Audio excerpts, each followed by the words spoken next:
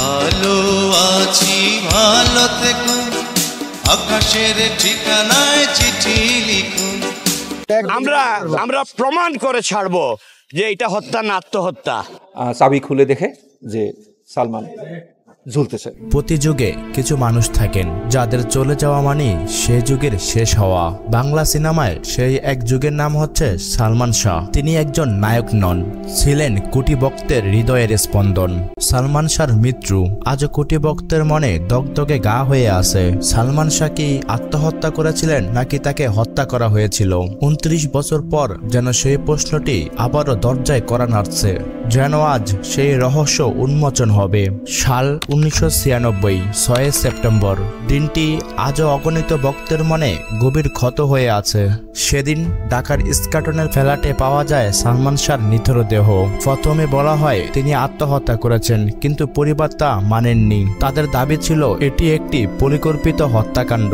দীর্ঘ 29 বছর ধরে মামলা, তদন্ত আর পাল্টা তদন্তের ঘূর্ণিপাকে এই রহস্য হারিয়ে যাচ্ছিল সময়ের ধুলোয়। কিন্তু থেমে যাননি এক মা, নীলা চৌধুরী। তার অবিরাম আইনি লড়াইয়ের ফলে এখন আদালত মামলাটিকে আত্মহত্যা নয়, হত্যা মামলা হিসাবে গ্রহণ করেছে।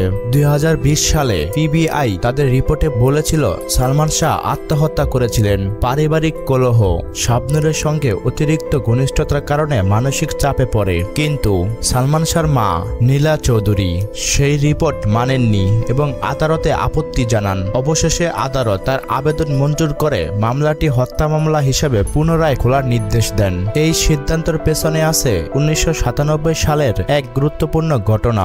রিজভী আহমেদ নামে এক আসামি আদালতে স্বীকারোক্তি দিয়েছিলেন সে সালমান শাহকে হত্যা করার পরিকল্পনায় ছিলেন এবং ঘটনাটি আত্মহত্যার মতো সাজানো হয়েছিল। এই আসামির জবানবন্দি সালমান শাহের পরিবারের সন্দেহকে আরো দৃঢ় করে তোলে। নতুন এই মামলাটি 11 জনের উপরে দায়ের করা হয়। তাদের মধ্যে আছেন সালমান শাহের স্ত্রী সামিরা হক, প্রযোজক ও ব্যবসায়ী আজিজ মোহাম্মদ বাই।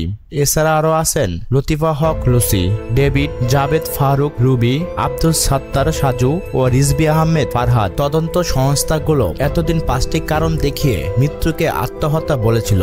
স্ত্রীর সঙ্গে কলহ, শাবনূরের সঙ্গে সম্পর্ক, অতিরিক্ত আবেগ প্রবণতা, মায়ের সঙ্গে গভীর সম্পর্ক ও সন্তানহীনতা। কিন্তু পরিবার এই যুক্তিগুলো মানতে নারাজ। সেদিনের ঘটনাগুলো ছিল রহস্যে ঘেরা। সকালে বাবা ছেলের সঙ্গে দেখা করতে গিয়েও দেখা করতে পারেননি। তার কিছুক্ষণ পর ফোনে খবর পান সালমান শাহ আর নেই। মা ছুটে গিয়ে দেখেন ছেলের মৃতদেহ বিছানায়, আর কয়েকজন তার হাত পায়ে তেল মালিশ করছে। পরিবারের অজান্তেই পুলিশ অপমৃত্যুর মামলা করে ফেলে। সেই থেকে শুরু হয় 29 বছরের লম্বা অপেক্ষা।